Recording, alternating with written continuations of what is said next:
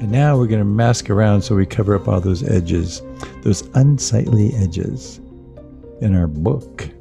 So you make the background layer black and white, click on the bottom, okay, half circle. So that's what we just did. We just added the adjustment layer, which is a non-destructive. Okay, now we're going to press B to get the brush tool. Oh, is it rolled up or something? Okay, there we go. All right, so we're getting the brush tool now.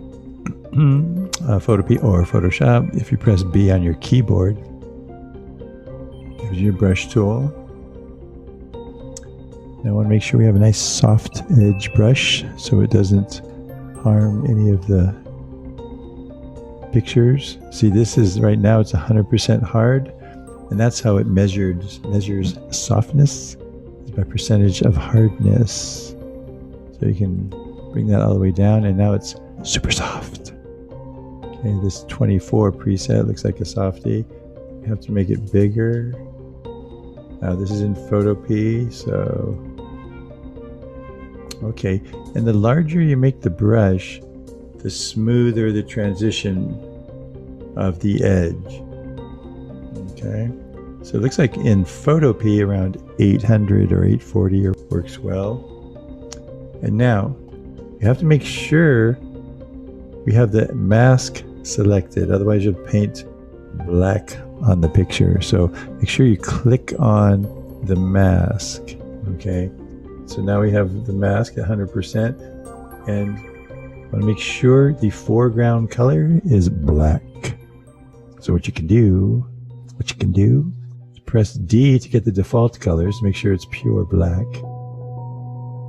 And then I want black to be the foreground color because it always paints with black, or the foreground color, all brushes. So I can either hit X, press X, or this little arrow thing down there. So now, just going to paint over the part you want or don't want. See, and be careful around the edge. Okay, you don't want to paint too much into his head. Okay. So now I'm just kind of just like going around the edge, and then paint it up there. I'll paint like right along the top blue thing there if you have that. See, now that totally blends in. Maybe paint it around here. See, because I have such a soft edge on the brush, it blends very nicely. Okay.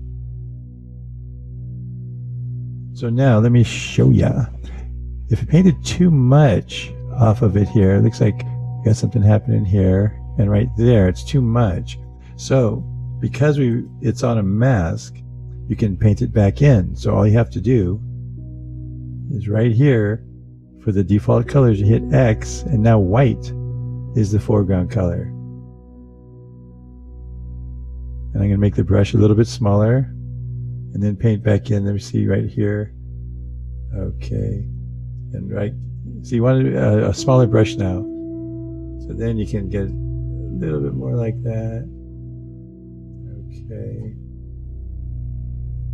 So I have that in there now. So now I'm going to hit X again because I added a little too much. Went over. And see, with the smaller brush, you get a little more detail, but you don't have to get too crazy. Maybe take some of that out there. A little bit there. Okay.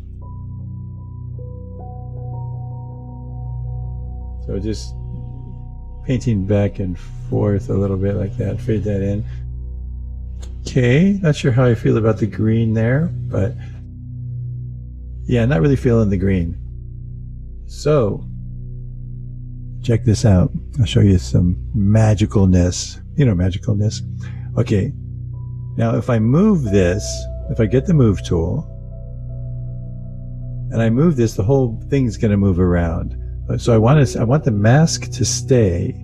I just want to move the picture inside of it. I don't want the mask to move. So this little anchor right here, this little chain link, that will unlock the picture. If you just click on that, select the picture, have the move tool, and now So I can move the picture inside the mask. See, what I had to do is click on the little chain and it unlocks it. And so now maybe I'll make the picture a little bit bigger. And so that green is gone there. So you can rotate it, make it bigger, stretch it. That's kind of interesting. Okay, kind of like that. That's kind of cool. It's weird how the blue thing cuts him in half, cuts his ear. Let's make the flag picture bigger. And then I'll click in here. That's kind of cool. Maybe I'll rotate it a little bit. That's kind of interesting look there. Okay. Make it a little bit bigger, so there's that. Maybe should I go up a little bit? Okay. It's always just kind of playing around with it. Okay, like that looks good. Okay. Put the check mark there. And see, now I need to add a little bit to the mask because it's not masked down here. Just now click on the mask again. Press B to get the brush tool. I'm painting with black. And so now I can go ahead and get rid of this down here. Maybe a little bit around his collar there. Maybe a little bit around his collar. Okay. Get rid of that. I'll make the brush a little bit bigger. Okay.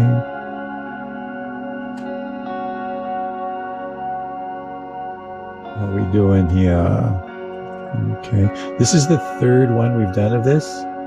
So some of this should be more familiar to you. Okay.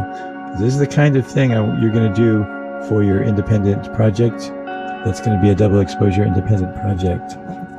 And it works really well with a light colored background, the blending. So it doesn't have to be a face. It could be like you're holding up your hand in a cool position or something that it kind of looks cool. And then you can put flowers over it. You can put a city scene. You can put whatever you'd like. So now I'm just going to repeat that in Photoshop. So if you missed some of the masking stuff, I'm going to click on the mask there, hit B to get that brush tool. I'm going to go to the general brushes here because that's a soft round, super soft round brush. Okay, so 0 hardness makes it soft. About 1,000 pixels, maybe 1,000 or 500.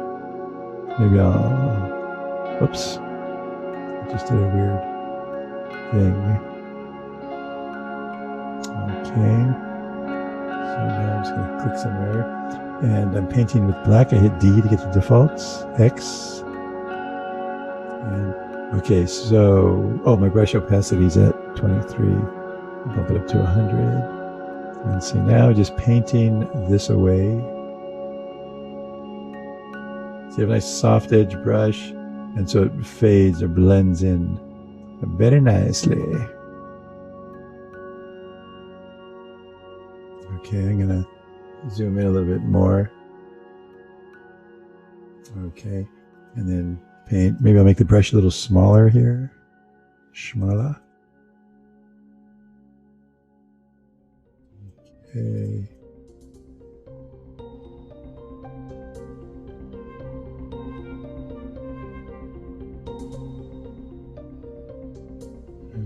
Maybe a little bit up here. With the green in his hair, actually doesn't look too bad. Maybe I'll put that back. Put that back. Okay. Command 0, and I'm gonna, maybe not. Because green is a complementary color, which can work. But, okay. So how'd you guys do on this? Did you rock it? As they say, they. Let's see if we missed anything here. We've got those default colors in that. Okay. So we have that there. top layer, click on the layer mask, paint with black. That's what we just did. Okay. See, click on the black and white layer, lower the opacity in order to show some of the skin color, which desaturates the picture a little bit. And you can adjust that. I have mine around 70, but you can have it at whatever you would like. Okay. We're ready to export. Command or Control S, save that. We're getting ready for the export. So we want to be professional, right? So pretty much everybody puts everything on Instagram these days, so we're going with that. Now there's a maximum width of 1080, but the height can be up to 1350. And so for portraits, that works well. Aspect ratio, 1:1 is square, right? That's 1 unit to 1 unit, that's square. 4:5 is like an 8:10 picture. You see 4 times 2, 8, 5 times 2, 10. Okay, that's the aspect ratio. So the portrait aspect ratio that'll just fill it really nicely is 4:5, and we'll go through that. See, this is straight from Instagram's website. Okay, between 320 and 1080, we keep the photo at its original resolution. Yeah, if you put it in at the highest resolution, 1080, they keep it at that original resolution as long as the photo's aspect ratio is between, okay, it's 1.91, which is 0.08 away from 1:1, so it's basically 1:1, and 4:5, a height between 566 and 1350 with a width of 1080. Okay, and so, well, I'll show you. Okay, if the aspect ratio of your photo isn't supported, it will be cropped to fit a supported ratio. If you share a photo at a lower resolution, we enlarge it to the width of 320 pixels, which, when you got to think about it, like on phones, that might work fine, but if someone's looking at it on their computer, it's not going to look that good if you put a low res version in there. See, if you share a photo at a higher resolution, we size it down to a width of 1080. So you don't want them sizing or resizing your stuff. You want to have control over that artistically, because that's how people are going to see stuff, right? And so you want to have the most control you can to make sure people see it at its best. If you want to make sure your photo is shared with a width of 1080, download the most recent version, upload a photo with a width of 1080, aspect ratio 1:1, 4:5. Make sure you're using a phone with high quality camera. So if you want your stuff to look good, use a higher quality camera. Hey, that makes sense. Okay, now we're going to do that. So we're going to do a 4:5. This is a portrait, obviously. Let's crop it now. So now if you're in Photoshop, you can hit C to get the crop tool.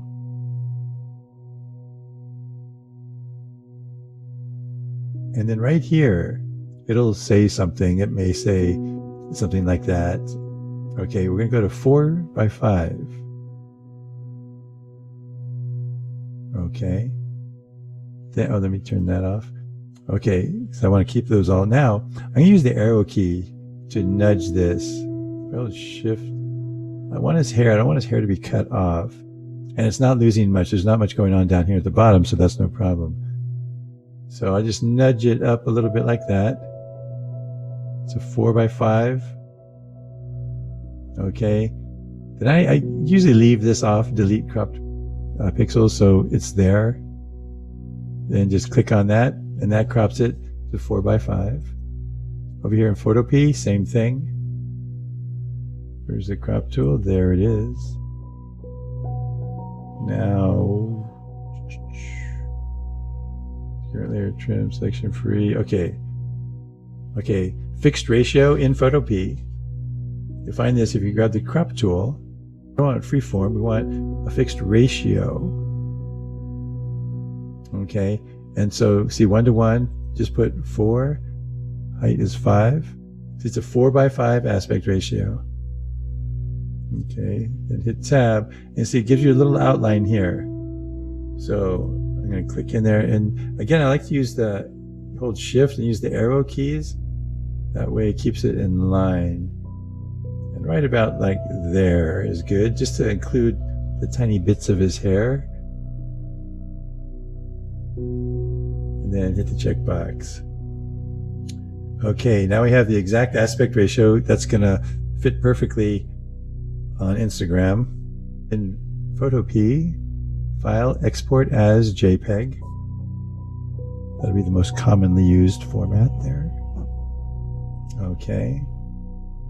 And here, now that we have the 4:5 aspect ratio, if you type in 1080 here, it'll give you the 1080 by 1350. So you hit tab, and automatically is that, because the 4:5 will do that. So all I did is type in 1080 on the width, because that's the widest it can be. And this comes in at 1350, quality 100. And then just save.